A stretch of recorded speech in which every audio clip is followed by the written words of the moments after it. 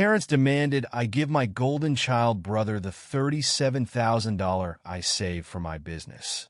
You won't believe why. I guess you could say my family's always been a bit messed up. Not like completely broken, but the kind of family where there's obvious favoritism. And somehow, it's always the older kid who gets everything handed to them on a silver platter while the younger one is left to fend for themselves. That's me, by the way. The younger one. My older brother, Matt. He's the golden child. He's 24 and has pretty much coasted through life so far. He doesn't really work, hasn't had a job in months, and any time he's been employed, it's always ended because he either quit or got fired for some stupid reason. He's that guy who somehow gets away with doing absolutely nothing and still gets whatever he wants from my parents. Meanwhile, I'm 19, busting my ass working part-time jobs while going to school, and somehow, I'm the one who's supposed to have it all together. I've been saving for a long time now. Ever since I was 15, I've been working wherever I could, anything from stocking shelves at the grocery store to delivering food, just to build up some money for my own future. I didn't want to just go the normal route of working a boring 9 to 5. I've had this idea for a business, something I've been thinking about for years. I won't get into all the details because it doesn't really matter to the story, but I was proud of myself. I managed to save up $37,000 on my own. No handouts, no help from my parents, just me working every chance I got. And that's the money I plan to use to start this business. Now you'd think my parents would be proud of me, right? Like, wow, our kid is really putting in the work and being responsible. But no, instead they act like that money is just sitting there, waiting to be spent on whatever problem Matt has this week.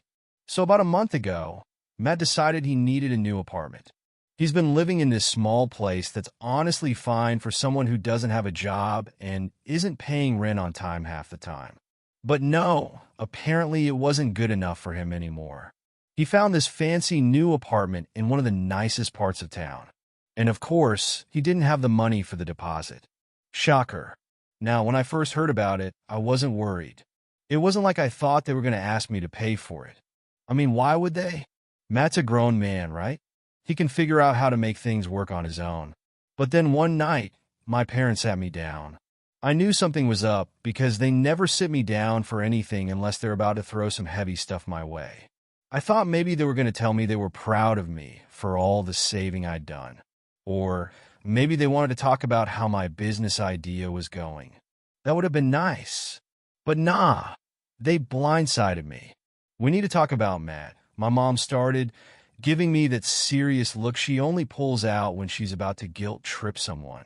He found an apartment, but he's short on the deposit. I kind of just sat there waiting for her to continue. Like, what did that have to do with me? And then she said it. We think it would be a good idea if you gave Matt your savings. He really needs this place, and it's just sitting in your account anyway. I blinked at her. Sure, I hadn't heard that right. I mean, no way were they serious. My savings? The $37,000 I'd spent years working for? For Matt? For an apartment? I couldn't even respond at first. It was like I'd stepped into an alternate reality where people actually thought that was a reasonable request. Wait, what? That was all I managed to get out. Matt's been going through a rough time. My dad chimed in, trying to sound like the voice of reason. And we just think, as a family, you should help him out. It's not like you need that money right now. I could feel my face heating up. I still couldn't believe they were actually saying this to me. So you want me to give him my savings? The money I'd been saving for my business? Yes, my mom said, like it was the most obvious thing in the world. Your family. You should be willing to help. I sat there, my mind racing. It wasn't just that they were asking me to give up my savings. It was the way they were doing it, like I didn't have a choice. Like it was expected of me, and I should just roll over and do it because Matt needed it more. And then my dad dropped the real bomb. If you're not willing to help your brother, then maybe you should start looking for another place to live. I swear my heart stopped for a second. They were actually threatening to kick me out. Over Matt's apartment. Over money that I'd earned.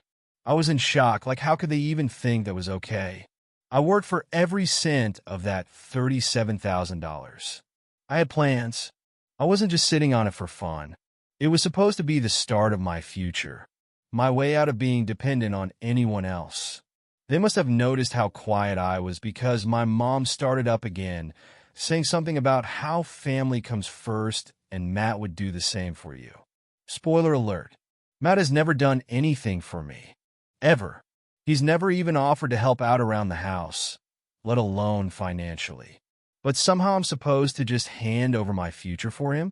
I told him I needed some time to think about it, which honestly was just my way of stalling. There was no way in hell I was going to give them that money. But I didn't know what to do either. They were threatening to kick me out, and I didn't have a backup plan. I didn't have enough to live on my own yet, not while trying to start a business at the same time. So I spent the next couple of days trying to figure things out. The whole time, my parents kept acting like I was some villain for not immediately handing over my savings. My dad started making little passive-aggressive comments like, "Must be nice to have money and not worry about your family." While my mom gave me the cold shoulder. And Matt? He didn't say a word to me.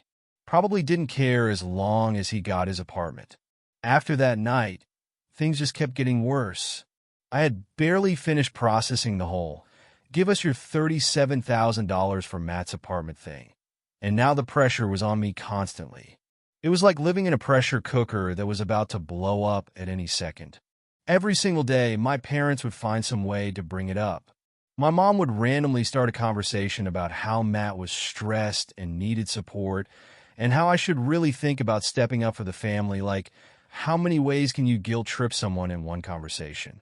Apparently, my mom was set on finding out. My dad, though, he took a different route. He wasn't as direct as my mom.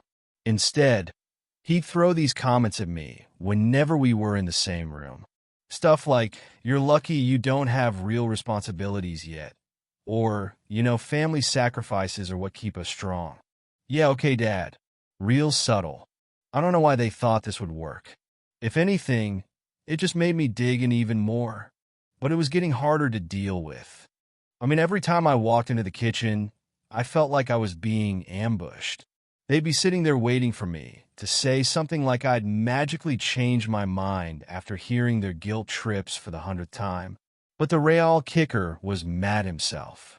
He didn't say much at all, but that's what pissed me off the most. It's like he didn't care where the money came from as long as he got his apartment.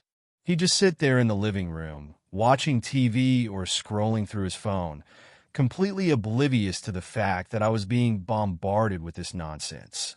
There were times I wanted to snap at him. Just yell, "Dude, why don't you try getting a job or working for something for once in your life?" But I didn't. I don't know why. Maybe I was holding out hope that they'd all come to their senses. Spoiler, they didn't.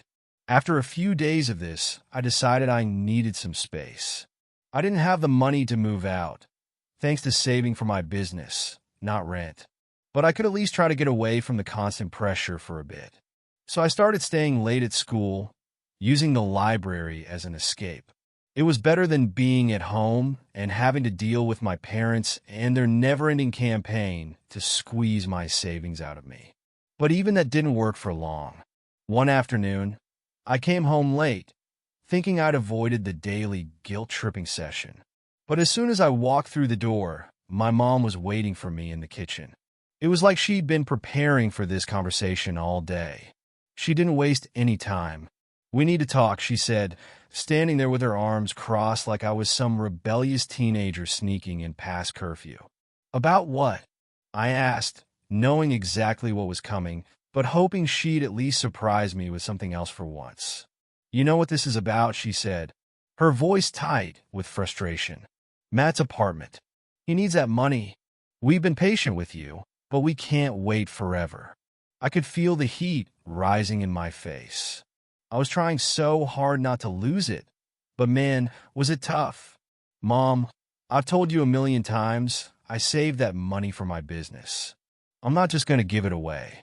She sighed, acting like she was the one dealing with unreasonable people.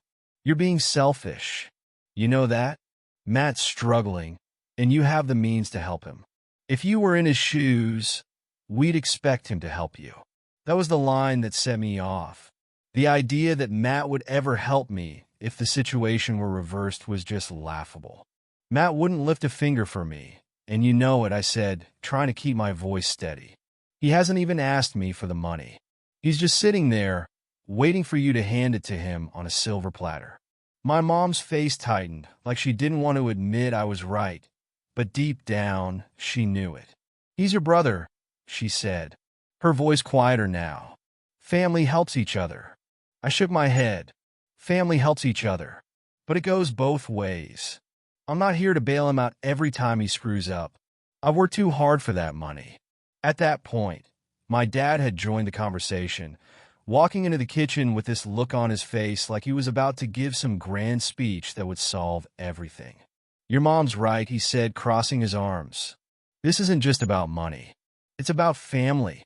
You don't understand yet because you're young, but you'll see one day that sometimes you have to make sacrifices for the people you love. I couldn't believe what I was hearing. They were acting like I was some heartless monster for not wanting to throw away years of hard work so my brother could live in a nicer place. And what about me? I shot back. Doesn't my future matter at all? I'm not just sitting on this money for fun. I saved it for a reason. For my business. You can always save more money later, my dad said, shrugging like it was no big deal. But Matt needs this apartment now. It was like talking to a brick wall. No matter what I said, they kept coming back to the same point. Matt needed the money, so I should just give it up. It didn't matter what I had planned for it or how hard I'd worked to save it. None of that mattered to them. The worst part was they didn't even seem to care about Matt's responsibility in all of this. They weren't pushing him to find a job or figure out how to make things work on his own. Nope. It was all on me to fix his problems, just like it had been my whole life. Anytime Matt screwed up, it was always me who had to make up for it. I knew deep down that no amount of arguing was going to change their minds. They'd made up their minds a long time ago, probably before they even sat me down that first night. The pressure wasn't going to stop until I either gave them what they wanted or left. And honestly, at that point, leaving was starting to look like my only option. But it wasn't that simple. I didn't have a backup plan. I didn't have enough money to cover rent and keep my savings intact. My friends didn't exactly have spare rooms lying around. I felt trapped. No matter what I chose, I was going to lose something. Either I gave them the money and sacrificed my future, or I stood my ground and risked getting kicked out with nowhere to go. And the worst part? My parents didn't seem to care. They didn't care about what was fair or about my future. All they cared about was making sure Matt was taken care of. It didn't matter what that cost me. So yeah, things were looking pretty bleak. But I wasn't ready to give up yet. After a week of constant pressure from my parents, I had hit my limit. I couldn't take the guilt tripping, the passive-aggressive comments, and the feeling that no matter what I did, I was the bad guy. It was like the more I tried to reason with them, the more they dug their heels in. But the worst part wasn't even what they were saying. It was the fact that they truly believed Matt was entitled to my money, like it was his birthright or something, like he had some automatic claim to it just because he needed an apartment. I was exhausted. I spent my days either hiding out at school or working part-time, anything to avoid going home and dealing with the mess that was waiting for me. But no matter how much I tried to avoid them, it wasn't like I could disappear completely.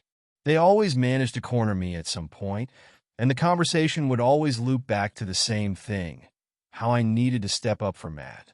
So one evening I decided I was done. I wasn't going to let them keep pushing me around. I wasn't giving Matt my savings, and if that meant I had to leave, then so be it. I'd rather be out on the street than give up what I'd worked so hard for. I knew it wasn't going to be easy, but I couldn't keep living like this. I had to take a stand. When I got home that night, my parents were waiting for me in the living room. They had that look on their faces like they'd been planning this conversation all day. I could feel the tension in the air before I even sat down. Have you made a decision yet? My dad asked, not even bothering with small talk. I knew what he was really asking. Decision was just a nice way of saying, have you given in yet? Yeah, I've made my decision, I said, trying to keep my voice calm. I'm not giving Matt my savings. The silence that followed was thick, like the air had been sucked out of the room. My dad stared at me, his jaw tight, while my mom looked like she was about to cry. "Are you serious?" My mom finally said, her voice shaking. "After everything we've done for you, this is how you repay us?" Here we go again, the guilt-tripping Olympics.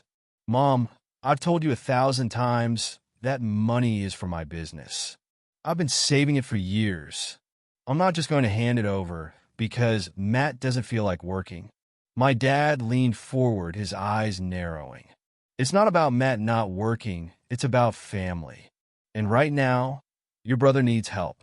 We've given you everything, and all we're asking for is this one thing." "One thing?" I almost laughed.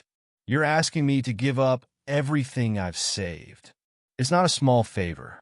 You're asking me to throw away my future so Matt can get an apartment he hasn't worked for." "Matt has been going through a tough time," my mom said, wiping at her eyes. "He needs this. You have no idea what it's like to struggle the way he has." I couldn't believe what I was hearing. "Mom, are you serious? I've been working my ass off since I was 15, saving every cent for this business.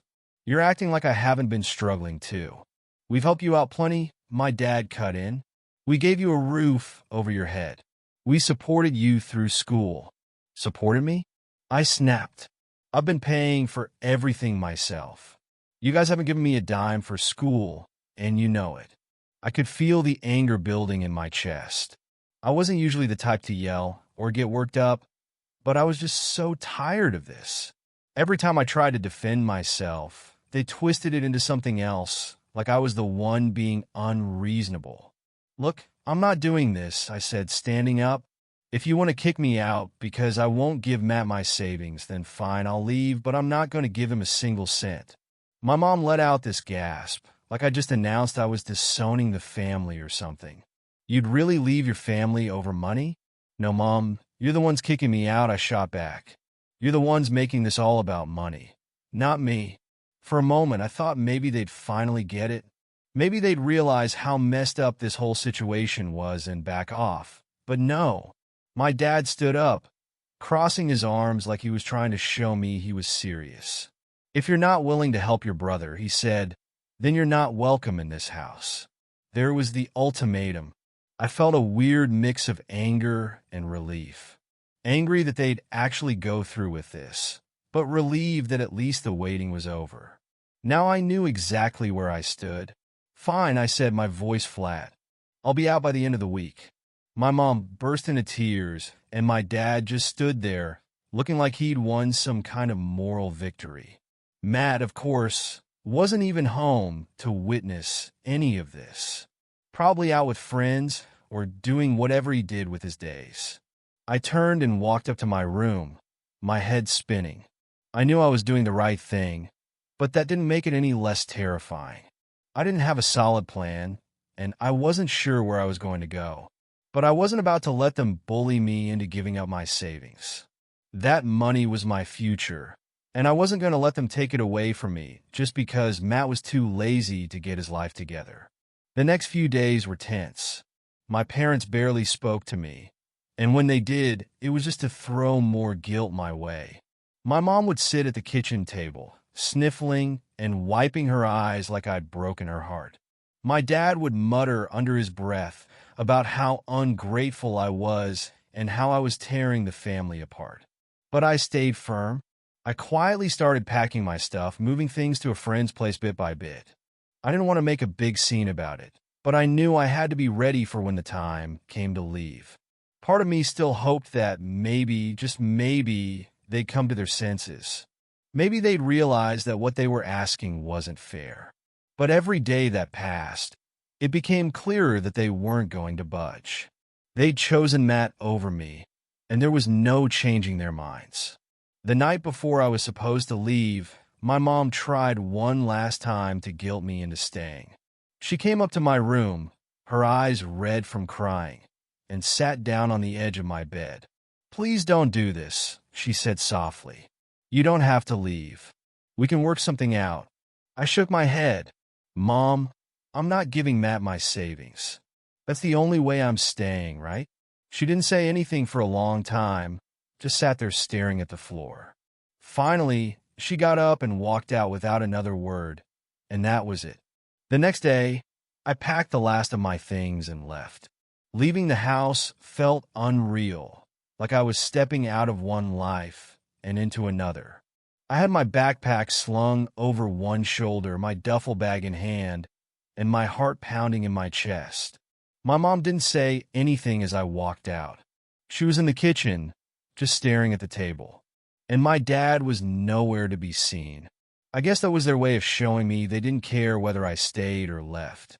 As soon as I got outside, I felt this weird sense of freedom, mixed with a heavy dose of what the hell am I going to do now?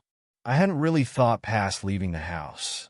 I had some of my stuff stashed at a friend's place, and I was planning on crashing there for a while, but that was temporary at best. The reality of it all was hitting me hard. I was basically homeless. I showed up at my buddy's place later that day. He was one of the few people I'd told about what was going on. And luckily, he was cool with me staying on his couch for a bit. We sat down that night, and I told him everything that had gone down, from the moment my parents demanded my savings to the final blow when they basically gave me the boot. "Dude, that's messed up," he said, shaking his head.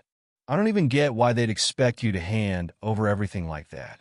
I shrugged, still trying to wrap my head around it myself.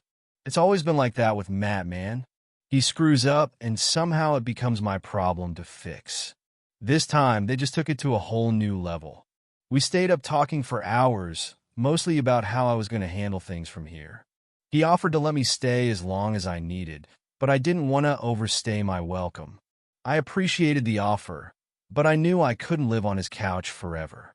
The next few days were a blur of trying to figure out my next move. I reached out to my school's housing office to see if there were any emergency accommodations, but they didn't have anything available. They gave me some leads on local resources, though, which was better than nothing. I started looking for cheap apartments near campus, but most of them were way out of my price range, even with my savings intact. The idea of dipping into my business fund to cover rent was already making me anxious. Meanwhile, my parents' radio silence, not a single text or call. It was like I didn't exist anymore. I had this little sliver of hope that maybe they'd realize how messed up the situation was and reach out, but nope, nothing. Matt didn't say anything either, which honestly didn't surprise me. He was probably pissed I didn't hand over my savings so he could live in his fancy new place. Typical. I'd been crashing in my friend's place for about a week when things really started to get to me. It wasn't just the uncertainty of where I was going to live, though that was definitely a big part of it. It was the isolation. My parents had cut me off, and I felt like I was floating in limbo, trying to figure out what my life looked like now that I wasn't part of their picture anymore. One night, I was scrolling through my phone, debating whether or not to reach out to my parents. I don't know why. I guess part of me still wanted to fix things, even though I knew it wasn't going to happen.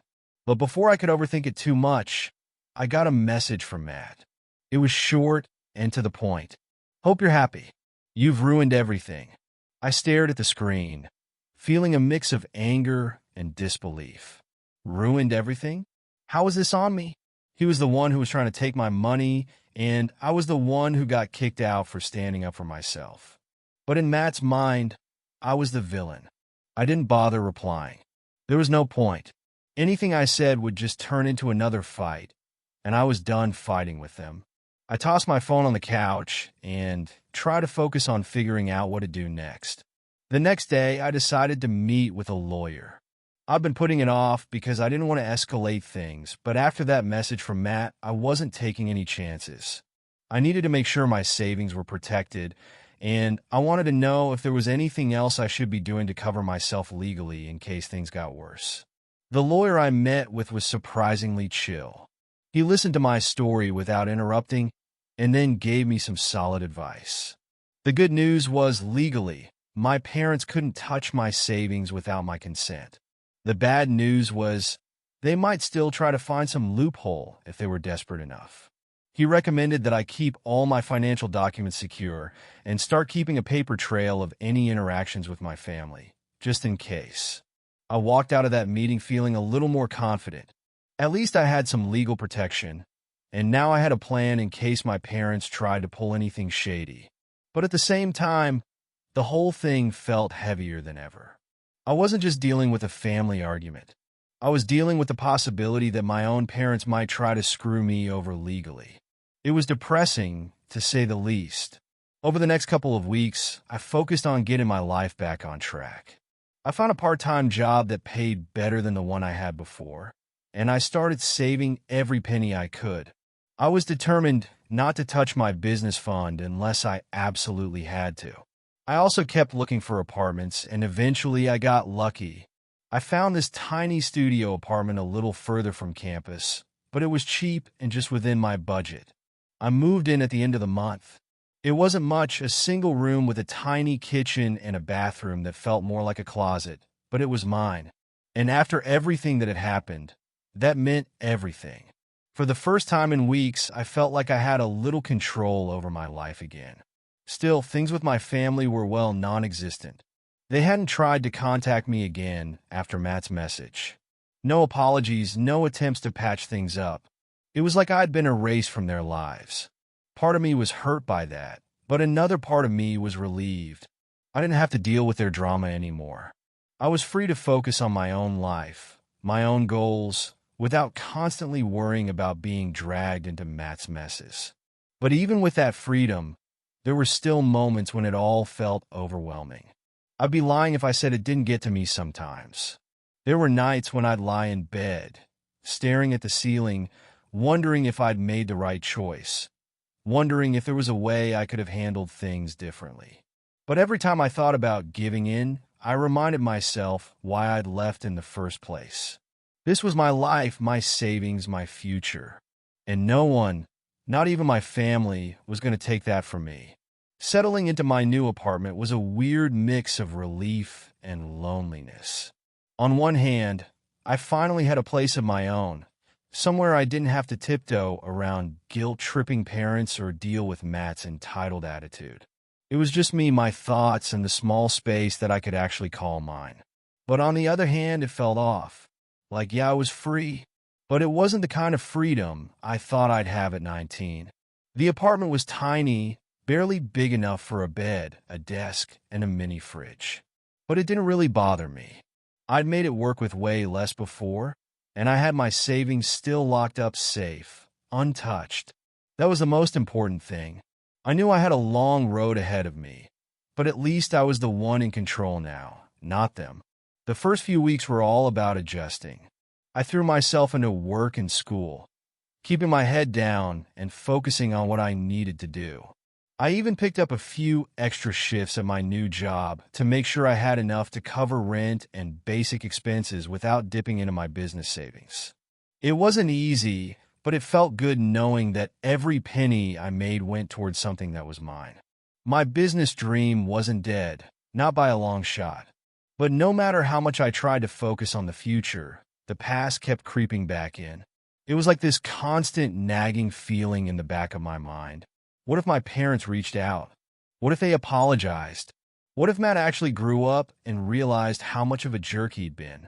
A part of me wanted that closure, even though I knew it wasn't likely. One night, I got a random text from an unknown number. At first, I thought it was spam, but then I realized it was my dad. He'd changed his number, probably because he didn't want me ignoring him. But the message was clear. We need to talk. It's time to move past this. I stared at the message for what felt like hours, debating whether or not to respond. I hadn't heard from them in weeks. And now, all of a sudden, they wanted to move past everything? Just like that? It didn't sit right with me. I wasn't ready to pretend like everything was fine, especially when they hadn't shown an ounce of remorse for what they'd put me through. So I didn't reply. I wasn't going to be dragged back into their mess just because they decided they were ready to talk. If they couldn't respect me or my boundaries, then I wasn't going to waste any more of my energy on them. A couple of days later, I got another text, this time from Matt. His message was way shorter. We need to fix this. Fix what exactly? There was nothing to fix from my side. He hadn't reached out once since I'd left. No apology, no acknowledgement of how unfair they'd been. He probably just wanted to guilt me into feeling bad, but I was done with that game. I didn't reply to him either. That's when I realized something. I was done waiting for them. I didn't owe them anything. Not a conversation, not forgiveness, and definitely not my savings. For the first time in a long time, I actually felt in control of my life. It wasn't perfect, and there were still moments where I felt like maybe I could have handled things differently, but overall, I knew I'd made the right call. They could try to reach out all they wanted, but unless they were willing to take real responsibility for what happened, I wasn't interested. Life moved on. I threw myself into my business plans whenever I had the time. I started researching more, networking with people online, and trying to get a better sense of how I could actually make this thing work. It was slow progress, but it was progress. At least I wasn't stuck in that toxic cycle with my family anymore, constantly feeling like I was one step away from being betrayed or manipulated. But just when I thought I was finally moving forward, I got hit with another curve. A few weeks after the text from my dad and Matt, I got a call from an old family friend. We hadn't talked in ages, so it was weird seeing their name pop up on my phone. When I answered, they sounded hesitant, like they didn't really want to tell me whatever it was they called about. You should know your parents have been telling people things, they said, about why you left. It's not good. I felt a pit form in my stomach. What do you mean? I asked, bracing myself for whatever twisted version of the story my parents were spreading. They're saying you abandoned the family. They continued, that you refused to help Matt when he was struggling, and that you left because you didn't want to be part of the family anymore. They're making it sound like you just up and ditched them for no reason. Of course, classic. They couldn't accept that they'd driven me away with their ridiculous demands, so they had to make it look like I was the villain. It pissed me off, but at the same time, it wasn't really surprising. My parents had always been good at twisting the narrative to make themselves look like the victims. I thanked the family friend for the heads up and hung up, trying not to let it get to me too much. I knew the truth, and I had the receipts to back it up. If they wanted to spread lies about me, that was on them. But I wasn't going to let it derail the progress I'd made since leaving. After that, I blocked their numbers for good. I didn't need the drama in my life anymore. The whole situation with my parents had taught me a lot about boundaries and how important it was to protect myself from people who didn't respect them. No matter how much they tried to twist things or guilt trip me, I wasn't going back to that place where I felt powerless. And honestly, since cutting them off, things started getting better. I found my rhythm with work and school, balancing my job and my business plans. I even started hanging out more with friends and letting myself enjoy life without constantly stressing about what was happening at home. It wasn't perfect. There were still moments where I felt that tug of wanting things to be different, where I wish my family wasn't so messed up. But I was learning to accept that I couldn't change them. And I couldn't fix the situation by giving in or trying to make them see my side. I had to let go of the hope that they'd suddenly turn around and apologize. I was building something for myself now, something that was mine. My business, my future, my life. And even if it wasn't always easy, it felt damn good to know that I was doing it on my own terms. So yeah, I wasn't looking back. They could try to guilt me all they wanted, but I was done being the guy who gave up everything just to keep the peace. I was moving forward, and for the first time in a long time, I felt like I was actually in control of my own life.